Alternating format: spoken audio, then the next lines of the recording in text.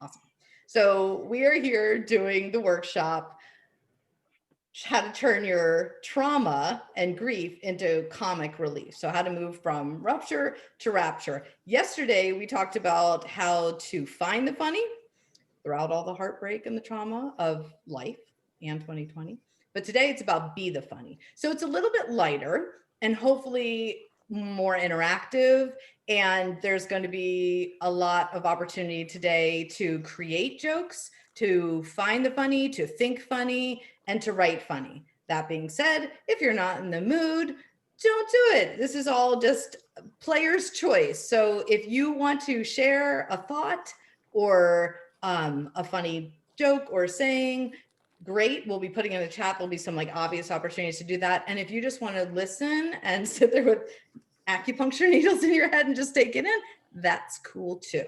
So you know your body best and your mind best, and I want to honor that.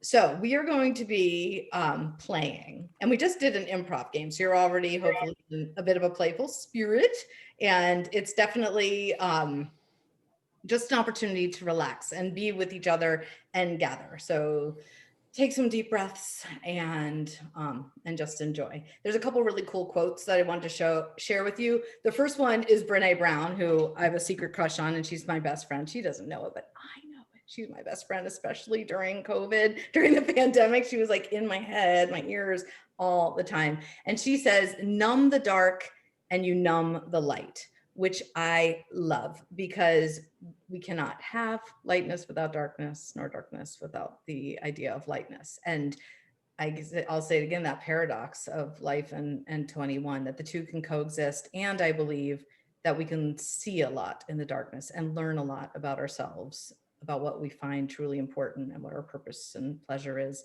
in even those hardest, darkest moments. The second quote that I quickly want to share is one by Abraham Lincoln, where he said, "Gentlemen, why do you not laugh? With the fearful strain that is upon me day and night, if I did not laugh, I should die." And I believe that to my bones, that finding laughter in the face of trauma is life-saving. And I think this is true because I've seen it in my own life and my child's life, but now I've seen it time and time again with clients and friends, and some of you here today with us, seeing how our lives can transform when we reframe our stories through the lens of humor. And when we do that and we claim our power and our joy and our laughter, we liberate others to do the same. So that even if they feel like they're in the darkest of times or that laughter and joy is not in the cards for them, we can mirror our own ability to kind of claw through the muck and the trauma and find the humor. And then that liberates them to be able to do the same. And there's this beautiful sense of connection and belonging and community that comes with comedy. And you can, at any moment of any day, go online and type in whatever it is you're dealing with, from divorce to addiction to loneliness to cancer. You could type in stand-up comedy cancer, and you will find Tig Notaro, who did a brilliant stand-up minutes after learning she had cancer. She went on, and I think her opening was, "Hi, my name is Tig Notaro, and I have cancer." And it was like one of the first times she said it out loud, and it released the secret. It released the fear and shame almost immediately, and it connected with everybody in that audience immediately who either struggles with cancer or an illness or knows somebody who struggles with cancer or an illness. So she took her power back real quick. Does it always happen that quick? Nope. Like, that takes practice. We sometimes have to sit with our negative feelings, with our hard emotions and our sadness and our trauma for a very long time before we can turn it into comedy. But there is the comedy and the tragedy always apparent in each and every story and life. So it is there if you want it to be and if you're ready for it to be. So why do we even want to be funny? Like, who cares? So I want you to type it down, chat. Like, why do you want to be funny, or who do you want to be funny for? Is it your family, your children, your grandchildren, your clients, your TED Talk audience, yourself? Who do you want to be funny for? You could just type it in the chat if you're comfortable. Like, who do you want to make laugh and why? Yeah. For myself, to feel lighthearted. Brilliant. Yes. I want to be funny for others so that they find healing. Beautiful. I love it. I love it. Yeah. And sometimes it's initially in service to somebody else, and then we receive those gifts for ourselves. And somebody said, I love to laugh. That's beautiful. Yeah. Laughter is fun and releasing and cathartic. Absolutely. I want to keep laughing to keep on this healing journey. And I am on and making a meaningful contribution to humanity. Beautiful. Beautiful. I did not laugh myself for 49 years. And I decided to learn to laugh to save my son's life because he was ill. And then in doing so, I realized I was having more fun and levity and enlightenment. So I realized I was saving my own. And then I was like, well, shoot, I better do this for my work because this is really important. Like I believe this so much, this healing with humor. So I hope I say comedy saves lives. And I believe it. I believe it. That's why I get really excited and giddy and goosebumpy about it. Somebody else said myself, my loved ones, and anyone who could use a good laugh, which is most of us. That is the truth. Good. Good. So we have some whys, and for some of us, it's for ourselves, and for some of it's for others. And it's all beautiful. I said yesterday, this is my new joke, and I think it's funny, is that we can learn to play with ourselves more, and we could just learn to have more fun with ourselves. Yeah. And I think at night when I'm sitting there feeling really sad and lonely, because I think the darkness, the like literal darkness of night is sometimes when the hard emotions come up. I don't struggle with insomnia as much, although I still do, but I don't struggle as much with insomnia and crying myself to sleep as much, because as soon as I start to feel that heaviness come over me, I now know in my toolbox, I can play with words, I can play with images, I can try to connect to random thoughts, and all the things that we're going to learn today, you can access on a daily basis. So you don't have to have any experience with improv, comedy, humor, laughter. You don't have to have any experience with that. This is hopefully simple techniques that you can bring into your daily life to make it more light and make it more fun. So what are our limiting beliefs about comedy? Like as soon as sometimes we start talking about comedy and humor, the very first thing I hear is, well, I'm not funny. Like that's like one of the main limiting beliefs. When people join ROAR, they're like, I mean, I want to do this because it sounds fun and scary, but just to warn you, I'm sorry, everybody, that I'm just going to be the one that's not funny. Happens every single season. There's an apology from somebody that they're not funny enough to be in the program. And then no doubt the end result 8 weeks later, when they put on the show, they're super funny. They're always naturally funny and they just don't know it. But then the rawness and the excitement and the thrill of busting through that limiting belief and then finding yourself on a comedy stage and making other people laugh is super empowering. So that's always a really fun transformation to witness. But what are your limiting beliefs about comedy and being funny? Is it you didn't grow up with comedy? You could throw it in the chat. Like, I didn't grow up with comedy or laughter as a value in my home. People think I'm funny, but I'm not. I'm not creative. See if any of these resonate with you. I might be funny, but I can't think on the spot. So this is driving me really crazy that you're asking me to put something in the chat. I'm sweating. Don't tell me to put something in the chat. Nobody will take me seriously if I start to laugh or tell more jokes. People won't get my humor. Yeah, exactly. And we all have such an interesting sense of humor that might not match everybody's in the world. When you do lives, we're like, hey, I hope somebody out there thinks it's funny, but at least I think it's funny, right? Even if it's very goofy. I love it. I love it. People won't get my humor and it feels like there's comedic timing that I'm unsure about. Yes. And even that is subjective. I mean, I think there is a bit of a formula, but everyone has their own unique style.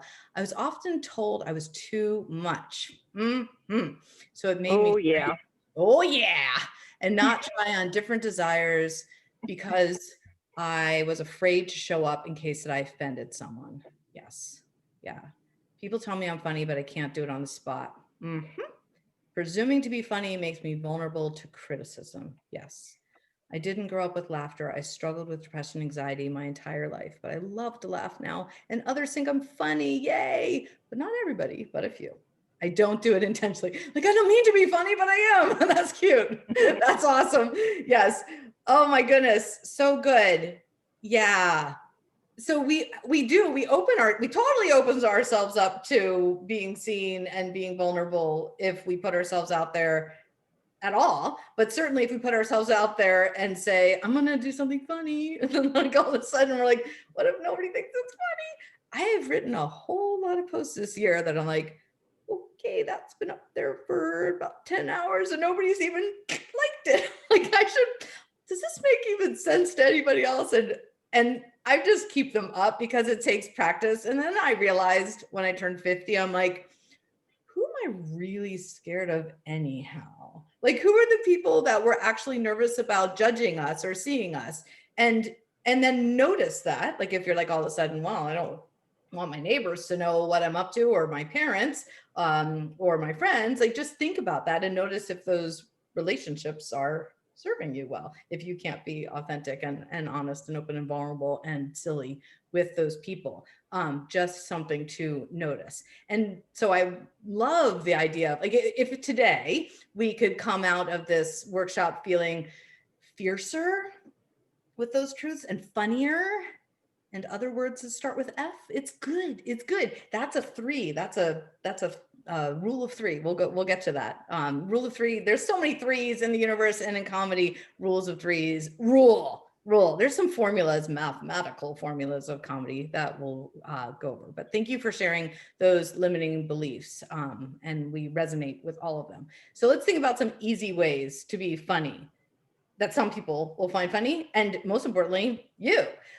I mean, just smiling. We have these masks on all the time. So we really have to rely on, in the grocery store and out in the community. Like, do you find yourself lifting your eyebrows more, or like smiling with your eyes, or maybe with your body, like showing happiness and humor and joy with your body language, inviting that in just on a day-to-day basis so that you can spread the love and spread the joy and raise the vibrations for yourself and others when the masks are off.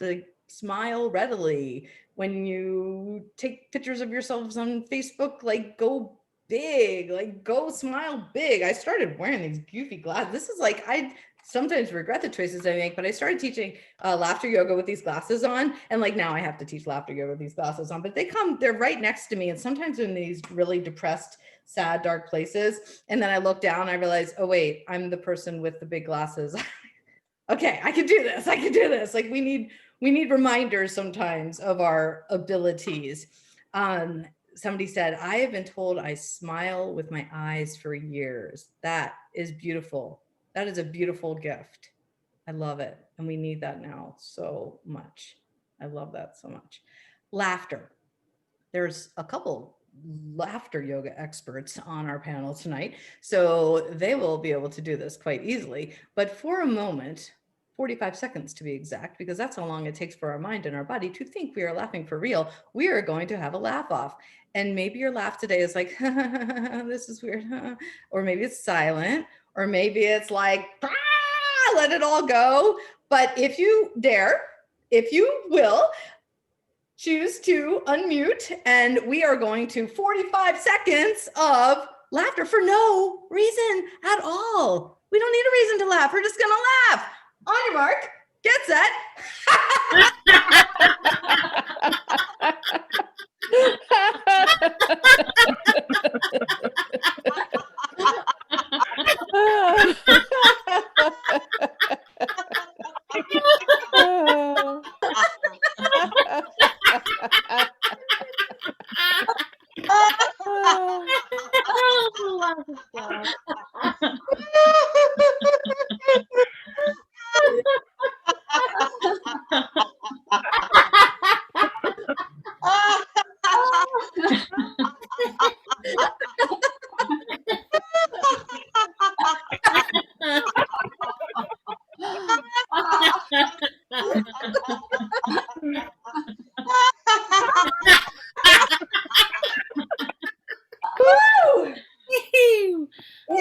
Workout, you could totally burn calories laughing, no?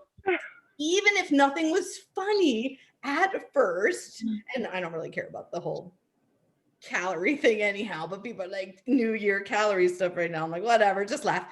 I think that if we laugh, we almost can surprise ourselves into like, wait a minute, somewhere in there, I think I was actually laughing. I didn't start that way. I didn't start thinking anything was funny, wasn't having fun. I didn't even want to laugh, but somewhere in there, the actual laughter takes place, right? And then we start to find that this is like a superpower we have. Like, what?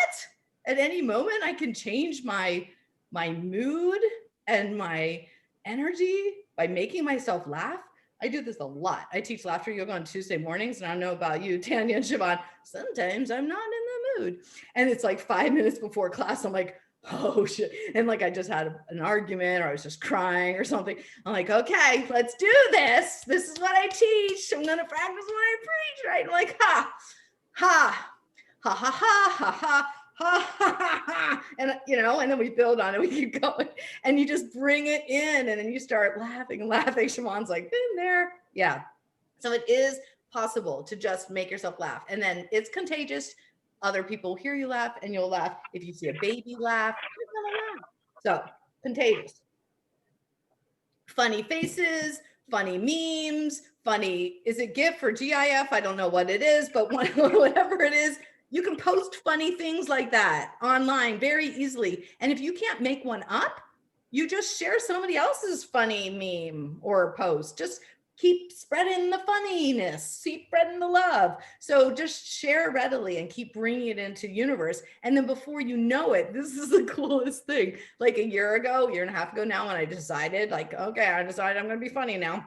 Now people find funny memes and stories or videos and they send them to me. Like my whole inbox and message is full of, oh, you'll probably find this funny. Like I was not sent funny things before, but then I decided to do this for a living. And now all of a sudden people think I'm the funny one, and then they send me funny stuff. So at any moment, even if you're 50, you can decide to bring in humor into your life. And then your personality can change. You're still you, obviously, but you could be like a lighter, more fun version of you, right?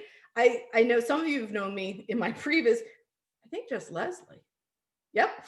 Just Leslie knew me before the funny. And Leslie can attest to the fact that a year and a half ago, I was like, I'm just feeling like joy is not in the cards for me. I'm just stuck in darkness. Like I feel like I can't get myself out of the darkness. Bad things keep happening. No matter what I try, things keep, going wrong.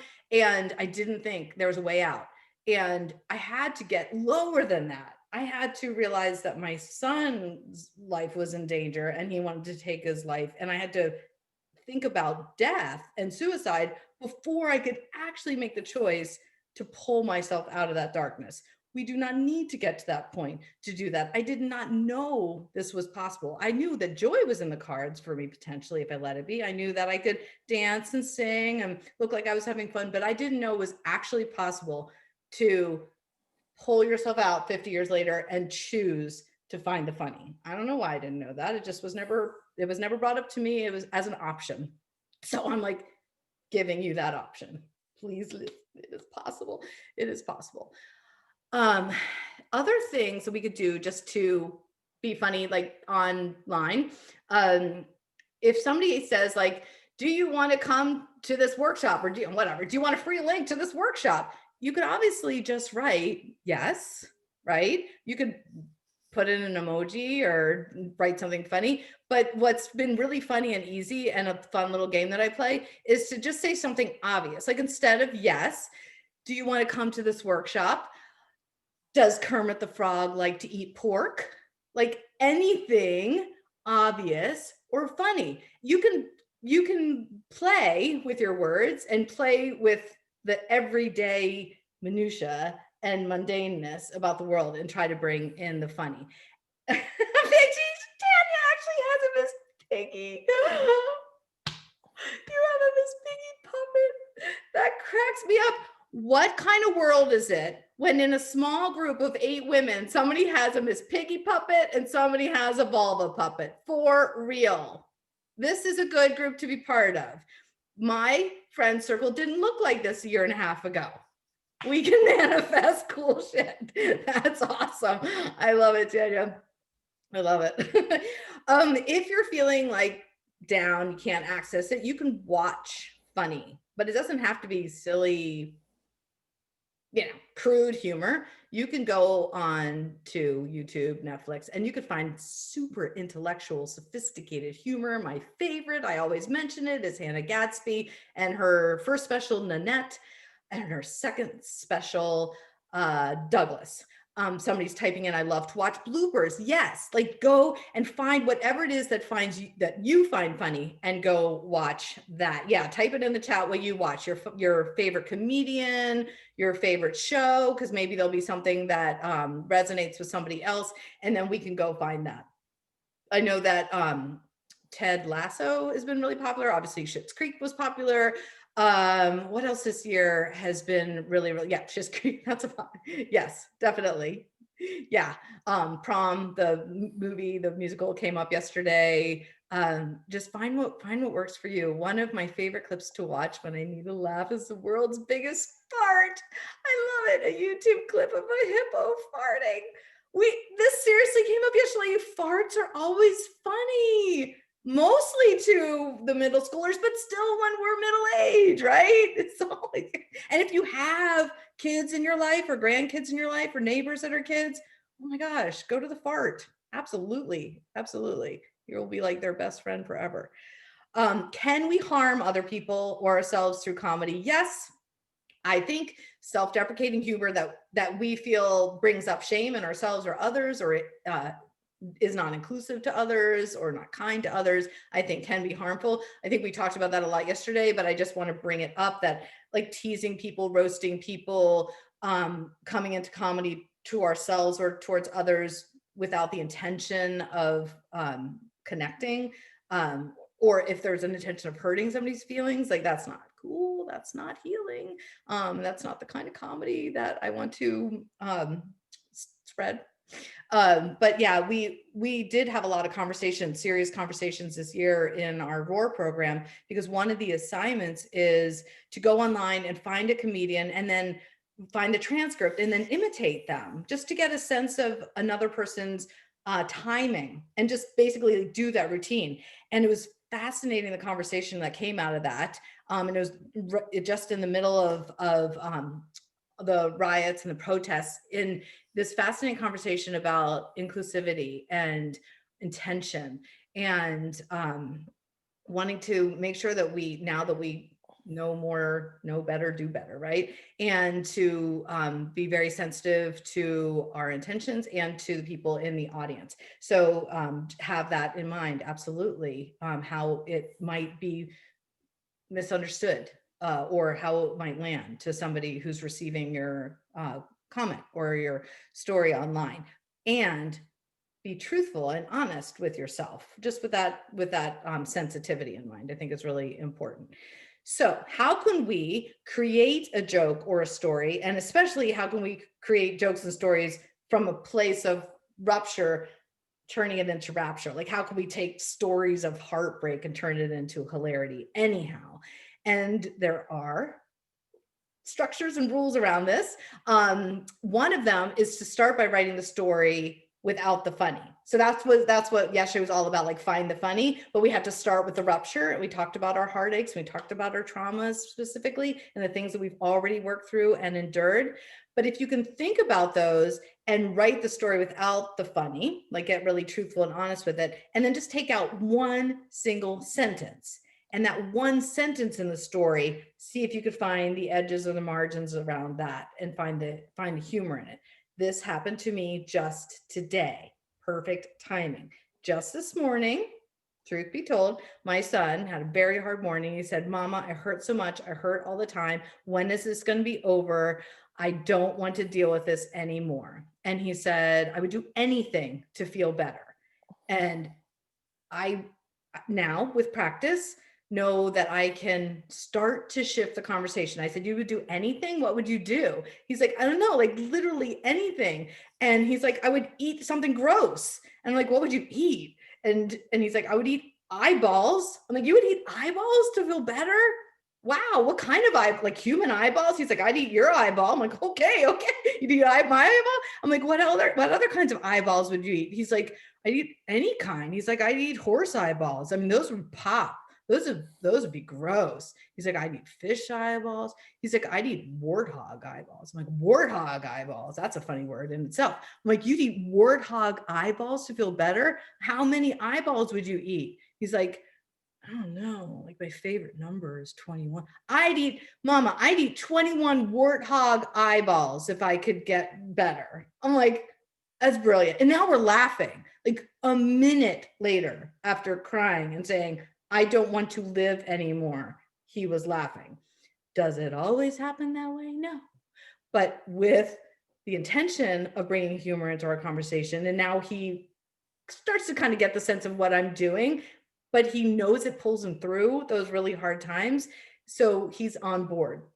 And if it's something that we can practice, like why not, right? So that when you're in a car accident or something happens, it's unexpected. If you come at it with the lens of humor and you're like, not funny right now, really not funny, but someday something in this situation is going to be funny, right? I don't know if any of you have had that feeling where you're in it and it's really hard, it sucks a whole lot, and then there's a part of it you're like, oh dang, that little part of it is funny, and something later is going to make me laugh about this. And I don't know if you're willing to share it, because I know that gets a little bit more vulnerable and personal. Thank you for saying that about my little boy.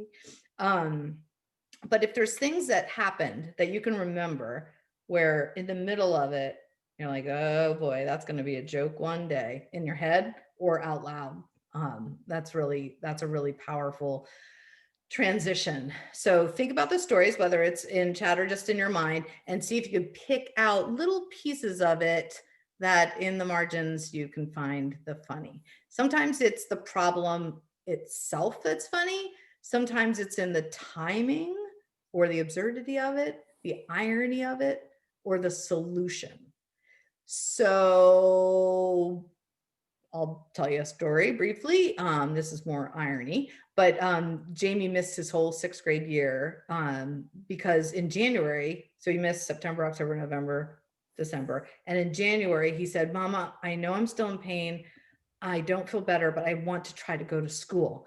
And he couldn't, like even through January, kept trying, February, kept trying to wake up, but he couldn't walk. He couldn't bathroom, toilet by himself, like trying really hard. Finally in March, it was like March 20th. I don't remember. I should find out the exact date.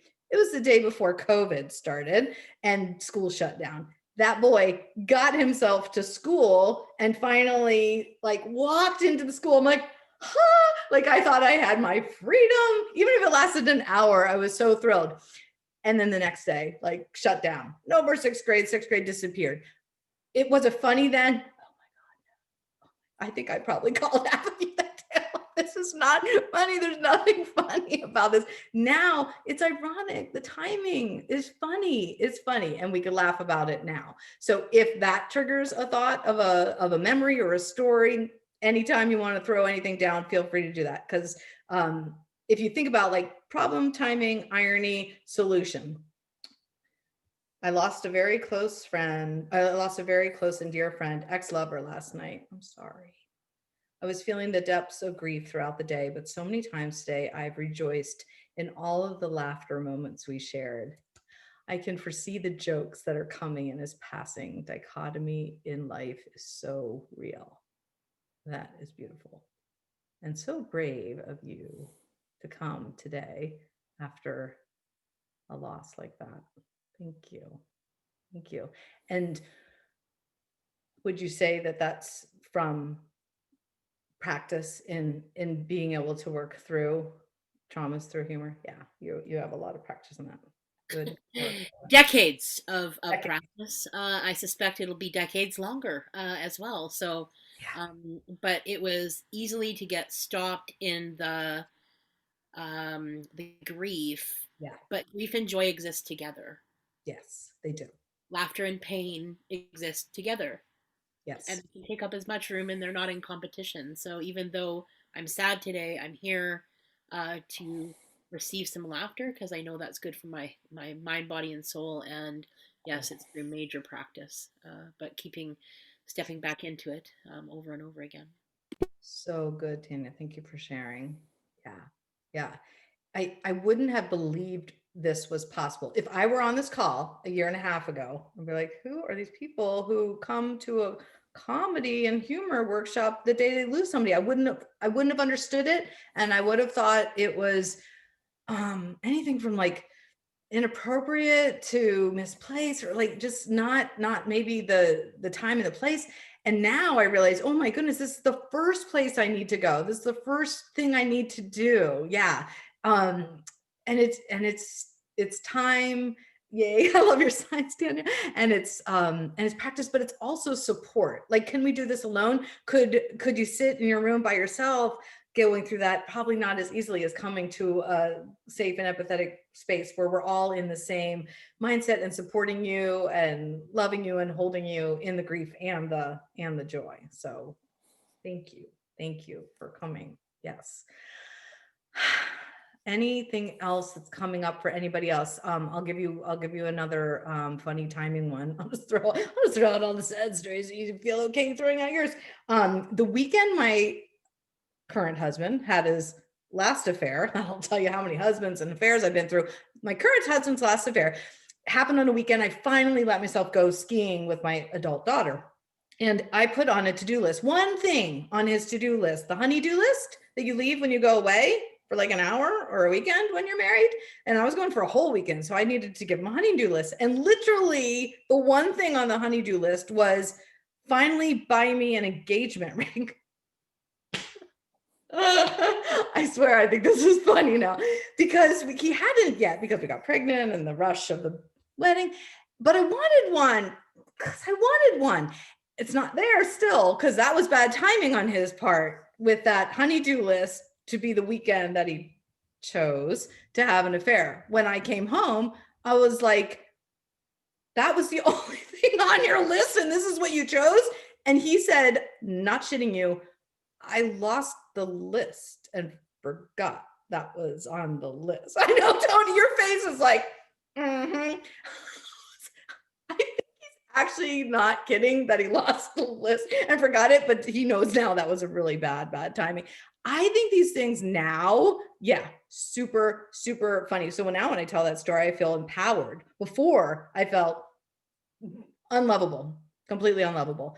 Another comment coming up, sexual shame about orgasming. Yes, climbing a bus stop pole in grade 6, thinking I was bad, then being caught by my mother. 40 years later, I've made stand up about it. Yes, you did, Siobhan. So good. Yes. Siobhan just did and it's public. That's why I'm using her name and saying it out loud. Siobhan just did a public stand-up comedy performance about climbing a bus stop pole, having an orgasm from it, not knowing it was an orgasm, and then later realizing, oh, that's a orgasm, and then celebrating it, not holding on to the shame about it, but celebrating it, and then telling a funny ass story about it. So good. Like healing with humor in a nutshell. So good. So good. So lots of different ways to access humor. Something super easy if you're like, I don't know how to do this still. You're saying I could do all these things, but I don't know how to do it. You could say the opposite of what somebody expects. For example, just the other day, I had my adult kids home and somebody said, oh my gosh, you must be so sad that your adult kids left again. They had to go back home. I'm like, no.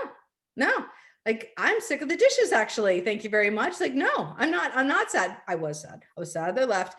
My answer was no, because it relieves some pressure, relieves some tension, because comedy can do that. It allowed me to hold the like sadness about them leaving and the truth that I was really glad to see them go because the dishes were obnoxious, right? So there's that paradox and dichotomy you're talking about, Tanya. Sorry. Yes. Yeah. So yeah, saying the opposite. Just like keep things in your mind. Oh, I could just literally say the opposite of what somebody anticipates, because comedy is about surprise, like an unexpected answer, like something a little surprising or shocking, that works. You could play with numbers, like make a small number big or make a big number small, or you can say, I just turned 40 10 years ago. Right? You can play with simple numbers. Yesterday, somebody was saying she had a birthday party and Christmas, and she's like, I had a huge party. It was awesome. It was so big. Yeah, just me and my dog.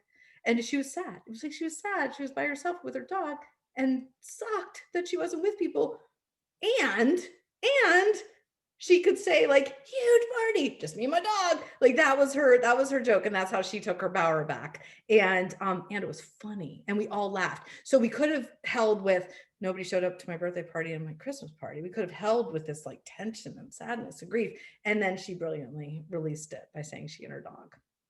So yeah, ways that we can play just simple jokes. These were great with kids, by the way. I don't know why animals always end up in the simple jokes, but today they do. Why can't you hear a pterodactyl go to the bathroom? Does anybody know this one? Oh my gosh, use this on your kids, your grandkids. Because the P is silent. Pterodactyl. Spelled with a P. That one might be better written out. What did the buffalo say when his son left for college? Bye, son. Leslie, I know. It's really helpful when you laugh. You're like, ha ha, that's where you're supposed to laugh. Every time I go to a store with my 7-year-old niece, when we get to the register, I turn to her and say, do you have any money? Oh my gosh, I love it. She must love that. She's going to remember that. And you know what? This is my belief. One day she's going to get to the register. She's going to feel like she doesn't have enough money for groceries or, feels lack. And she's going to remember that beautiful moment of you saying that. And it's going to lift her spirits and make her laugh. And she might say it to the person next to her in line, right? That would be funny to just say that to some stranger. That's awesome. Oh, so good. So a lot of jokes are just set up and punchline. Stand-up comedy, I think, is so much harder than comedic storytelling, which is what we do in Roar. In Roar with Laughter, we tell our stories, and it doesn't actually matter if anybody laughs, but we usually try to like throw in a joke or a release of tension, a few times a minute. But stand-up is hard. Stand-up is like set up, punchline, hope there's a laugh, set up, punchline, hope there's a laugh. So kudos to you all in the group who have mastered stand-up comedy. What are some, and if you have a joke, feel free to share it. If you're like, oh, this is my favorite setup punchline joke. I don't always cry myself to sleep because I have insomnia. So you could be like, oh, you cry yourself to sleep. They're like, oh, I have insomnia, so I'm not always asleep, so I don't get to cry myself to sleep. And then it like lifts it. So yeah, I can see you typing. I was blessed. I had a bus stop outside my house. That's awesome. Awesome. I love it. I love it. Probably need context for the bus stop to get that joke, but we get it now. I love it. Very good. Yeah. I was cursed. I had a bus stop outside my house. Yes. Yes. So good. Awesome. I love it, Siobhan. Puns, playing with words, right? Remember I said, there was a 3. One cannot keep climbing public bus stop signs. At least that's what the cops told me. Yes. Is it illegal? Is it illegal to climb a bus stop sign? We don't know. It's illegal, by the way. I hope my ex-husband doesn't watch these. It's illegal to masturbate in public. Just so you know, you can get arrested for that.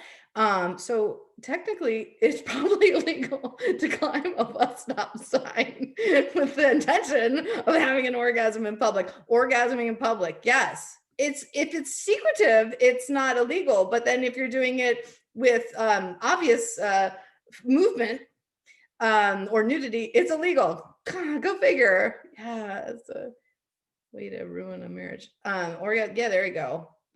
Not the orgasming, and then it's the lying. Okay, back to this. Rules of 3. Rules of 3. We've already done it. That was already one of them. 1, 2, 3. 1 is something expected. 2, something else expected. 3, a surprise, right? So it's a pattern of anticipation and then this like absurdity, something weird at the end of the third element. It doesn't have to be shocking, but just something a little bit different. She announces her farts. She swears like a trucker. I'm in love. Unexpected, right? When you die, there's a light at the end of the tunnel. When my father dies, he'll see the light, make his way towards it, and then flip it off to save electricity. That's a joke by Harland Williams. So think of threes when you make a joke, right? When you write a joke, when you think a joke, when you say a joke, just think of the magic rule of three and see if you can make the third one just a little bizarre and a little unexpected. Do you have any threes? It's Siobhan to 10. Do you do jokes with the threes? The rule of three much? Yeah. Awesome. Yeah. If you think of one, if you're like, ooh, feel free to like dare to be dull here, just dare to do it and just like throw something down and see how it works. When we work with puns and words, it's super, super fun because we can just look at the way the words shaped and the words sound and the letters in the words. That's really, really fun for those of you who like categories and crossword puzzles and boggle and all these kind of things. You might be the kind of person who would also really love puns. The best time. 6 o'clock is the best time on a clock, hands down. I didn't set that one up right. I got my hair highlighted because I felt some strands were more important than others. Thanks, Tanya. Tanya's silent laughter is making me feel so much better about myself. And Siobhan is feverishly writing a joke of three. I can tell right now. Okay, here's one of my favorite ways to just think funny. Think of two, this is what I do when I'm trying to sleep. Hold on, first I'm gonna read Siobhan's joke. I was born in Nova Scotia. There was a huge kitchen party. I could smell boiled dinner as I came out of the womb, but my mother got a cream for that and it went away. Your mother got a cream for that? Is that I don't know that saying. Is this a sexual joke? Am I showing I'm totally showing my sexual shame and innocence right now. Shit. Okay, somebody save me. Smell of boiled dinner. The smell of boiled dinner. Okay, so I can't really write down the rules of three. And I thought maybe being from Maine, you'd know about boiled dinner. So boiled dinner is boiled corned beef and cabbage and carrot. You know how it smells that like that? It smells rank. It smells like cabbage. Yes. Well, see, now I'm having to explain my joke. So when I came out of the womb during this kitchen party, it smelled like boiled dinner. But my mother got a cream for that because I was implying the implication was that that's how her vaginal canal smelled. And she got a cream for that. Can't believe I have to explain this. And it went away. Yeah. No, it's okay. I'm sure a lot of people didn't get that joke, but oh my God. It's hard to write down threes without saying, because in my head, of course. Totally, which is a perfect thank you, Siobhan, for explaining that to me. I'm truly embarrassed and haven't apparently creamed in a while. But I do agree that timing has a lot to do with it. So when you're writing it, it's different than saying it out loud. So it's a good point to know what jokes work written and what jokes work spoken. Yes. Yes, of course you got it the first time, Tanya.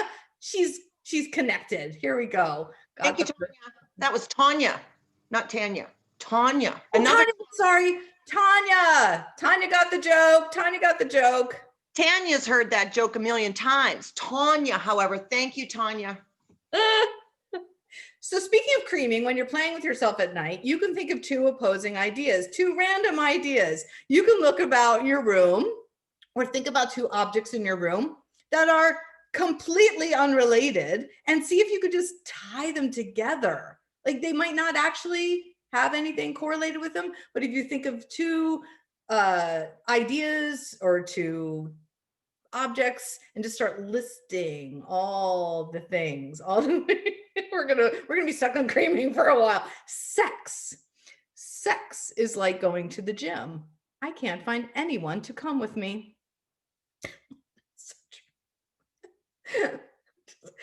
The dichotomy is back. Okay. Oh, Tanya. I have a joke that it can't be written. So, good. Tell us. You know what? I find the English language very fascinating. Like, take for instance words that are spelled exactly the same, but have vastly different meanings. Take for instance the word pussy. Pink, glistening perfection. And then the opposite end should never be associated with pussy. Green, oozing grossness. Oh. The same damn spelling. What is with that? Oh, good one, Tanya. Nice. Nice. Dudes, anybody play this game with themselves where they like just think of two random things? There's actually a game if you want to do this, but you can't think of words or things.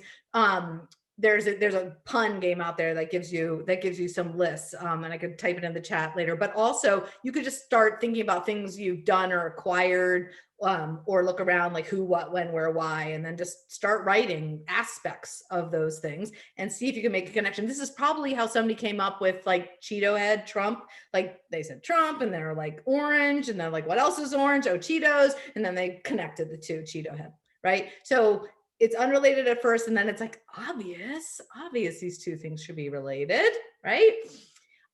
So I don't want to go too much over time. There's so many ways to write funny and to think funny.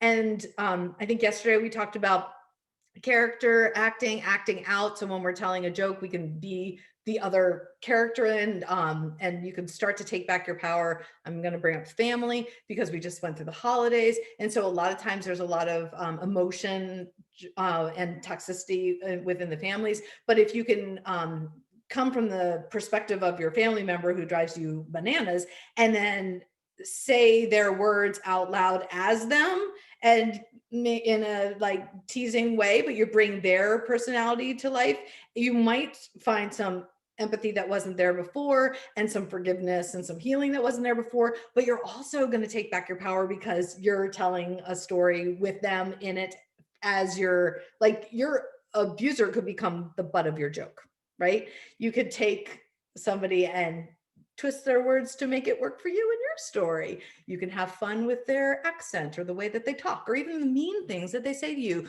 If you say it out loud through their voice, you might actually find that to be funny and healing. It might not sound that way right now, but it is just one option of finding that healing through humor, is acting out. Are there any other, because I have lists of them, are there any other, for those of you who do comedy writing and performing, any other like, oh, this is a technique you definitely need to talk about, something easy, something fun that anybody could do without any experience? I see some writing going on. Cool.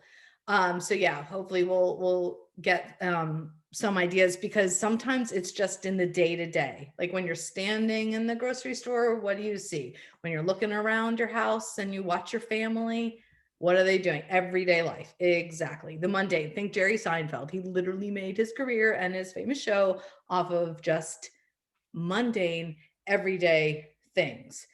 One of his famous comedy routines is about just Pop-Tarts, right? They can't, what is this joke? They can't go stale. They were never fresh in the first place, or something like that. It's like, he's like, why do you find this funny? I'm just talking about Pop-Tarts. But it's like, sometimes the most obvious things are the funniest. Google is your friend for definitions. Yes, you can take a definition and make it funny. Yeah. Do you mean like a thesaurus and the definition itself? Okay, I'll come on here again. So I used it for, same with my, just because my bus stop is so current. I said Webster's definition of a bus stop is a place where a bus stops so passengers can get on or off. Siobhan's definition of a bus stop, a place where I got off. I love it. Right. And you might not have come up with those words had you not read the definition. Well, that's exactly what I did, because I wanted to have some jokes about bus stops. Like, who jokes about bus stops? Well, I Googled jokes about bus stops, first of all, to see what was out there. But then I got the definition of a bus stop. And as soon as I saw it, a place where a bus stops for passengers to get off, I knew it was a place where I got off. So that was a joke right there. Yes. Yeah. So good. And same with orgasm too. The Coregasm definition, exercise-induced orgasm. Why isn't everybody working out then? I really struggled to not use that in my marketing with my personal training, to be honest, because that's a good one. So I might steal it. Writing down some absurdities, scratches, and ideas that come to you in everyday moments are ideas that we can then develop into jokes and funny stories. Yes. If something comes to you, you'll forget it, even though you think it's really funny. I send myself texts all the time, text Pasha Marlowe, and then I'm like, say the thing about the bus stop and the getting off, right? You can write it in your notes. You can get all formal and put a Google Doc and whatever you do, the microphone app, I don't care. Just make sure you get it down somewhere because it'll help you remember it and it'll be there for you when you need it. Or do what I do. I just like overshare. So you could write it in a meme or in a Canva or something, and then it's out there in the universe and you'll never forget it. And then people will remember it and hopefully laugh. So yes, but your thoughts and your life are the funny. Like everything that's happened to you today is already where the funny comes from. So you're the funniest thing around. So believe that and know that you can create this for yourself. You can manifest humor and laughter and comedy in your everyday life. So the moral of the story is that you could be funny. You could be funny for yourself or for others. Mostly, I want you to be funny for yourself so that you can play with yourself more. Yay. So you can go cream yourself. That's a tag. Is that called a tag? When you come back and then, no, it's a callback. Whatever. Who cares what it's called? You can refer to a previous joke. So go cream yourselves. If this sounded fun, if this looks like fun, if you want to do more of this, already 2 of you are signed up for January's 6th season of Roar with Laughter. Woo! So Janice and Tony are going to be performing in their first comedy performance late February. Are you sweating? Isn't that fun and terrifying and thrilling to think about? Tony's like, fuck. And if you don't feel like joining Roar with Laughter right now, I also do one-on-one coaching, healing with humor coaching. So I'd be happy to help you. Or if you know anybody that this would serve, please send them my way. I love this work. I'm passionate about it. I get excited about it. Time zooms by, which means that it's resonating with purpose and passion because it lights me up. So it doesn't work unless you're here though. So I thank you, Laura, with a needle in your forehead coming to the workshop, and Siobhan and Janice and Tony and Tanya and Tanya and Leslie. Thank you so much for coming. I'm going to turn off the recording. Bye. Not you guys stay.